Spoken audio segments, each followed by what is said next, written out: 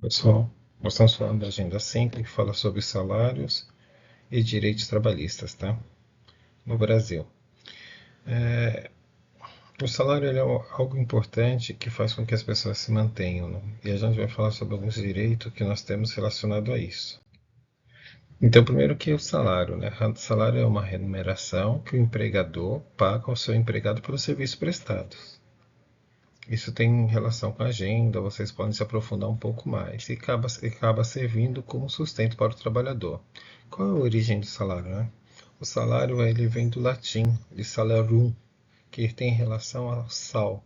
Então, se vocês voltarem no tempo, ficarem uma reflexão, vocês vão ver que naquela época, lá na época romana, não tinha uma geladeira, não tinha luz elétrica, não tinha nada relacionado a isso. E como é que o alimento conseguia durar por mais tempo sem estragar? Era por meio do sal.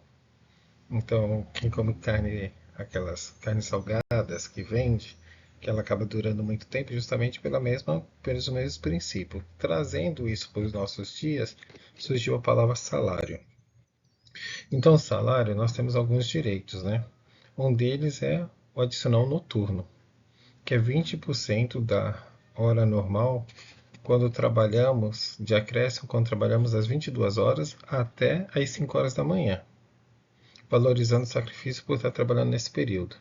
Adicional de insalubridade varia de 10 a 40% do salário destinado aos empregados expostos a agentes nocivos à saúde, ruído excessivo, produtos químicos, poeira, algo que coloca em risco o bem-estar do trabalhador.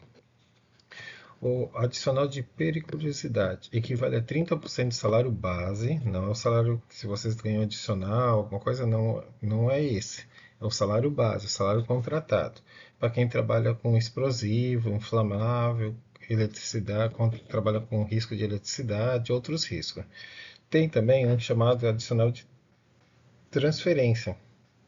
Quando a empresa solicita que o seu empregado seja transferido de uma cidade para outra, de um estado para outro, existe um transtorno de mudança.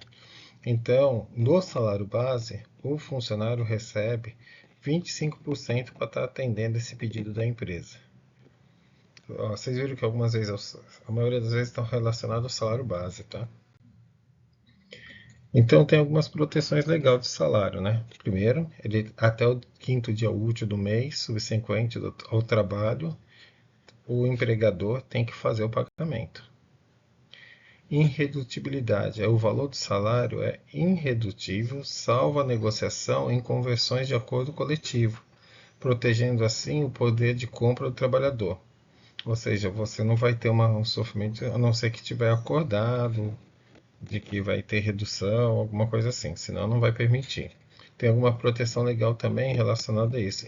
Retenção dolosa proposta do salário do empregador, considerando o crime, ou seja, eu reter o dinheiro do meu trabalhador. Não posso tomar esse dinheiro porque é um direito dele. Proibição de discriminação. Isso é uma coisa interessante, né? A lei veta qualquer distinção salarial baseada no gênero, na idade, ou seja, por ser homem e a mulher trabalhando no mesmo cargo com salários diferentes. Isso é proibido.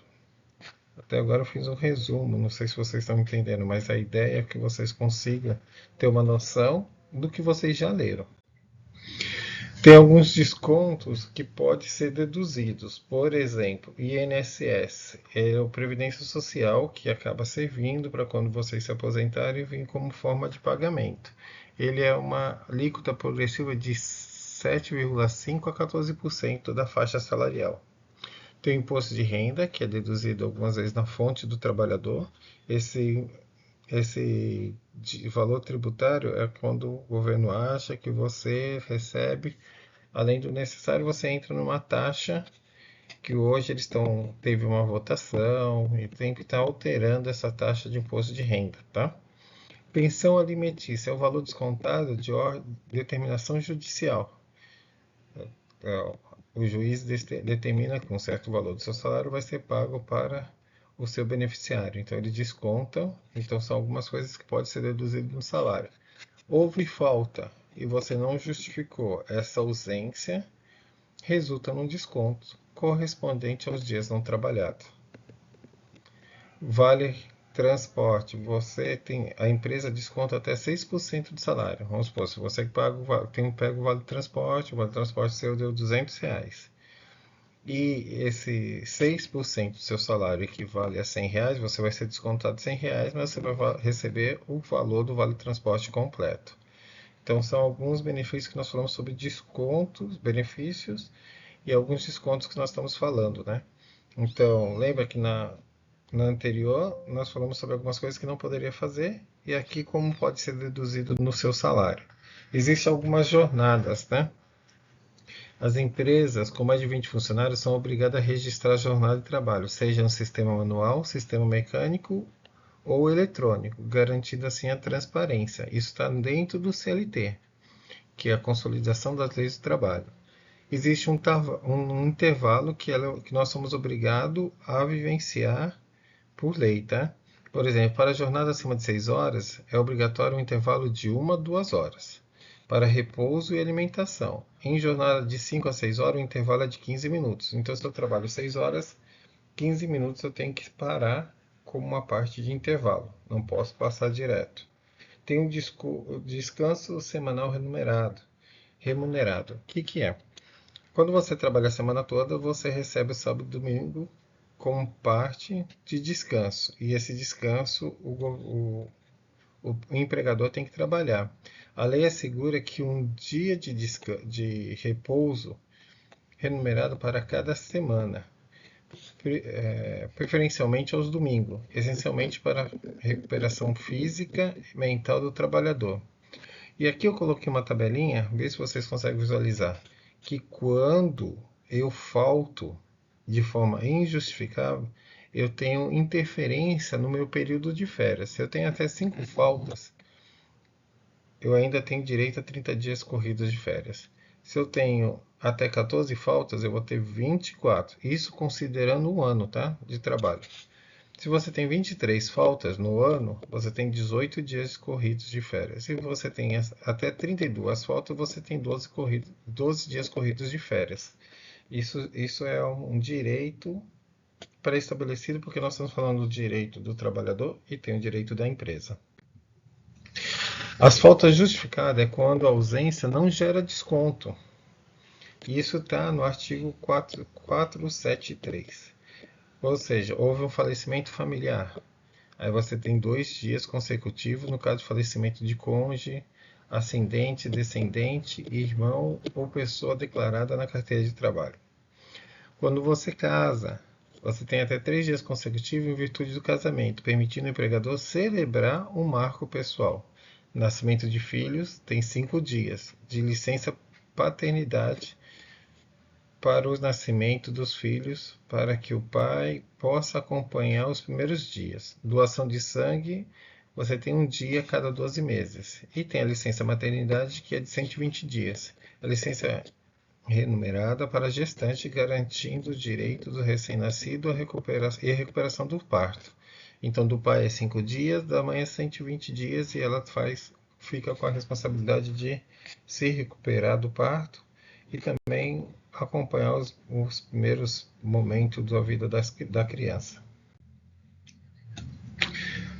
O direito da gravidez, estabilidade e proteção legal, né? Comunicado de gravidez. A empregada deve informar a empresa sobre sua gravidez para que seus direitos sejam formalmente reconhecidos e protegidos. A licença maternidade, como eu tinha falado no slide anterior, vai até de 120 dias. Tá? É um período crucial para o cuidado e vínculo do recém-nascido. Estabilidade no emprego. A partir da confirmação da gravidez, a trabalhadora adquire estabilidade, não podendo ser demitida sem justa causa até 5 meses após o parto. Retorno ao trabalho. Após a licença, a mãe retorna ao seu cargo com as mesmas condições, assegurado pela sua reintegração profissional. Isso foi uma definição muito importante para a gente estar relembrando e aprendendo. Eu estava falando sobre algumas coisas relacionadas a isso e agora nós vamos dar um pouquinho mais de ênfase. No artigo 461, estabelece que todo trabalhador tem direito equiparação salarial. Ou seja, se estão no mesmo cargo, o salário deve ser o mesmo. Mesma função, o empregado deve exercer a mesma função com idêntica responsabilidade e atribuição ao mesmo cargo. Produtividade técnica deve apresentar a mesma produtividade e perfeição técnica, avaliadas para critérios objetivos e claros.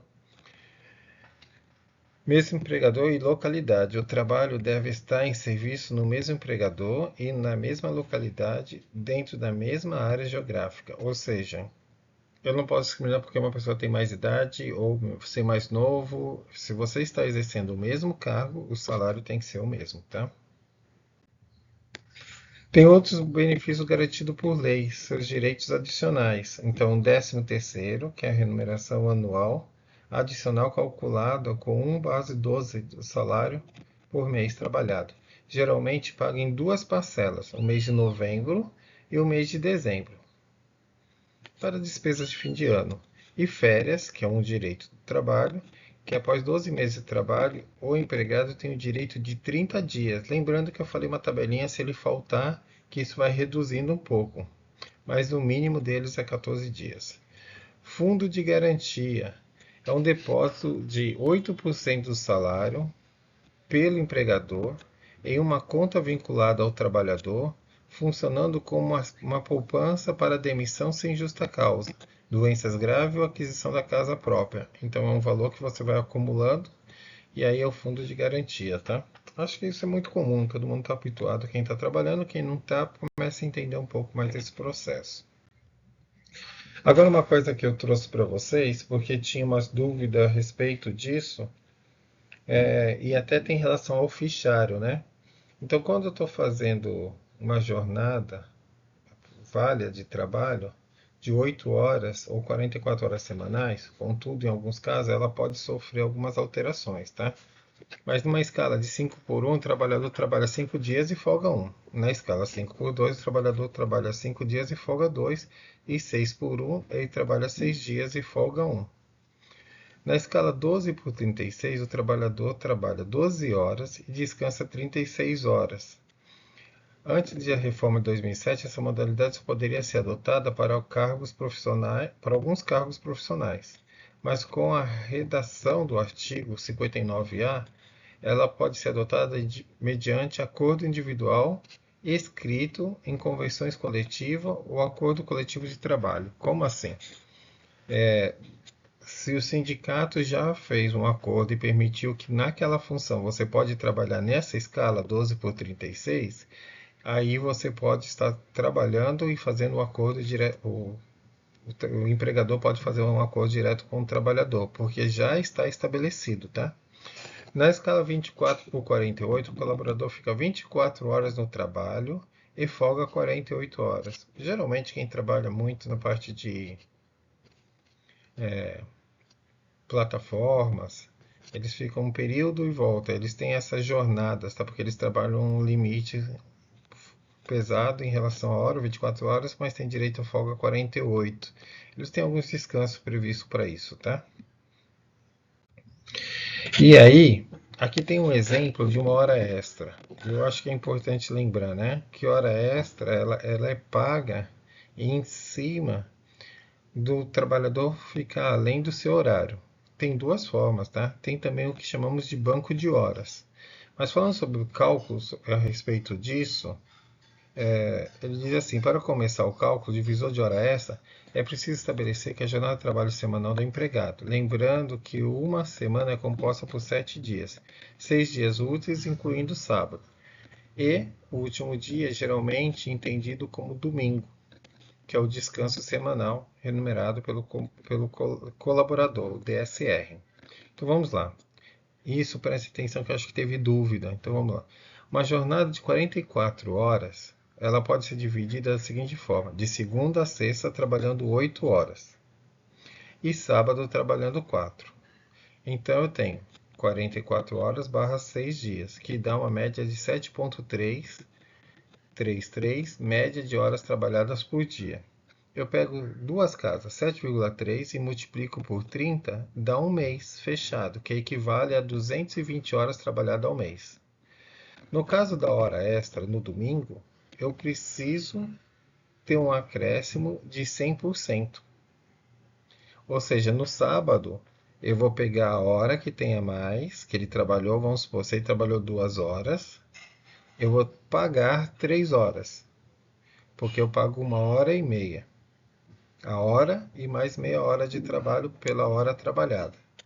Isso na hora extra que inclui o sábado. No domingo, quando o meu trabalhador faz o salário dele, eu dobro.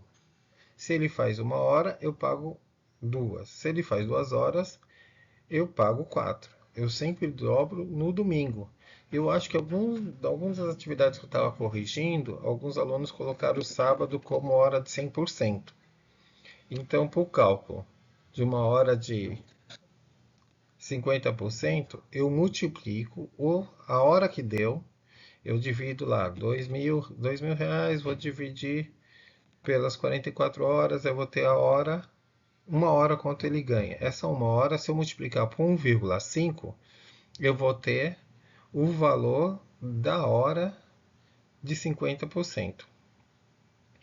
Agora, se eu multiplicar a hora por 2, eu tenho o valor da hora do final de semana, que seria o domingo, quando eu tenho que pagar o domingo.